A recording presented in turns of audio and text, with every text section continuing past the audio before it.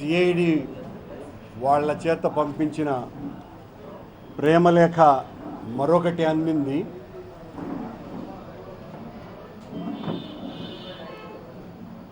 అమావాస్యకు అబ్దుల్ ఖాదర్కి, కోడిగుడ్డుకు గానుగెద్దుకు ఎంత సంబంధం ఉంటుందో తునిలో జరిగినటువంటి విధ్వంసానికి నాకు అంతే సంబంధం ఉంది.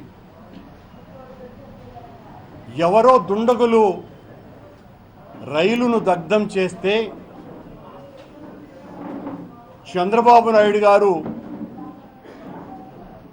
ఆ రైలు దగ్ధం నెపంతో వైఎస్ఆర్ కాంగ్రెస్ పార్టీని సమూలంగా దగ్ధం చెయ్యాలా ఆ కారణం చూపి అని కుటిల ప్రయత్నాలు చేస్తున్నారు. చంద్రబాబు గారికి వెన్నుపోటు వెన్నతో పెట్టినటువంటి విద్య, కుట్రలు కుతంత్రాలు కూనిరాగం తీసినంత సులువు. అరెస్టులు చేస్తామని అలల్ని, కేసులు పెడతామని సూర్యుణ్ణి, జైలుకు పంపుతామని వెలుగును భయపెట్టాలని చూస్తే భయపెట్టడం చంద్రబాబు గారి తరం కాదు. పలకరించటం నేరం, మాట్లాడటం పాపం, క్షేమం విచారించటం కుట్ర అని అనుకునేటువంటి నైజం చంద్రబాబు గారిది. చెడు మాట్లాడకు, చెడు వినకు, చెడు చూడకు అన్నటువంటి గాంధీ గారి సిద్ధాంతాన్ని అక్షర సత్యంగా నిరూపిస్తున్నటువంటి వ్యక్తి మరో కోణంలో చంద్రబాబు నాయుడు గారు. చంద్రబాబు చేసేటువంటి మోసాలను ప్రజలెవ్వరూ చూడకూడదు, ప్రతిపక్షం ఆ వాణిని వినిపించకూడదు, దాని మీద ఏ పత్రికలు కూడా మాట్లాడకూడదు, రాయకూడదు. ఈ కొత్త సిద్ధాంతంతో చంద్రబాబు గారు గాంధీ గారి సిద్ధాంతాన్ని అనుసరిస్తున్నారు. ఎన్ని విధాల భయపెట్టాలని ప్రయత్నం చేసినా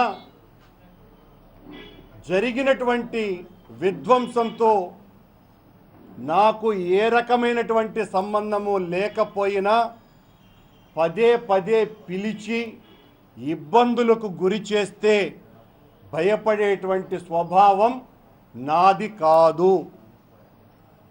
వైఎస్ఆర్ కాంగ్రెస్ పార్టీ, మా నాయకుడు జగన్మోహన్ రెడ్డి గారు కాపులకు చంద్రబాబు గారు ఇచ్చినటువంటి ఎన్నికల వాగ్దానమైనటువంటి వాళ్ళనందరినీ కూడా బీసీలుగా మారుస్తాను, రిజర్వేషన్లను చేర్చి అని చెప్పినటువంటి ప్రకటనకు విరుద్ధంగా వ్యవహరిస్తున్నారని ముద్రగడ చేస్తున్నటువంటి పోరాటానికి మా నాయకుడు, మా పార్టీ నైతిక మద్దతును తెలియజేసింది. ఈ నైతిక మద్దతునే భరించలేక చంద్రబాబు నాయుడు గారు మమ్మల్ని అరెస్టు చేయాలని చూస్తే, ఒకవేళ నేను అరెస్టు అయితే బయటకు వచ్చిన తరువాత కాపు ఉద్యమంలో నేను కూడా ఒక కార్యకర్తగా రిజర్వేషన్ కోసమని పోరాడటానికి ఇంతవరకు ఇచ్చినటువంటి నైతిక మద్దతే కాకుండా ప్రత్యక్ష కార్యాచరణలోకి కూడా దిగుతాను అని తెలియజేస్తున్నా. వాగ్దానము అంటే కూడా చంద్రబాబు గారికి మరో కొత్త అర్థం ఉన్నది.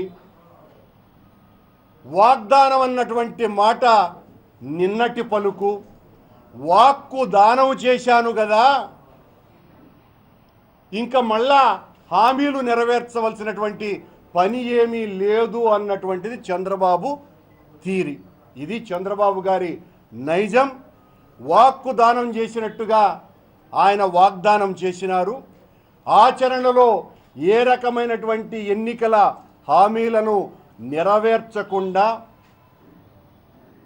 ప్రతిసారి ప్రజా సమస్యల నుంచి ప్రజలకు పక్కదోవ చూపించటానికే ఏదో ఒక రకమైనటువంటి నెపాన్ని వైఎస్ఆర్ కాంగ్రెస్ పార్టీ మీద రుద్ది జరిగేటువంటి విధ్వంసానికి ఒక అరాచక శక్తిగా సృష్టించేటువంటి ప్రయత్నం ఏదైతే చంద్రబాబు గారు చేస్తున్నారో, ఈ రాష్ట్రంలో చంద్రబాబు గారి లాంటి అరాచక శక్తి మరొక్కటి లేదు.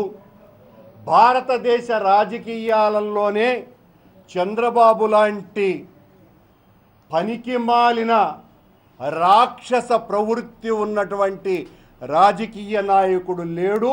అలాంటి రాజకీయవేత్త నేతృత్వంలో ఆంధ్ర రాష్ట్రం ఉండటం ఈ రాష్ట్ర ప్రజలు చేసుకున్నటువంటి దౌర్భాగ్యము తప్ప మరొక్కటి కాదు.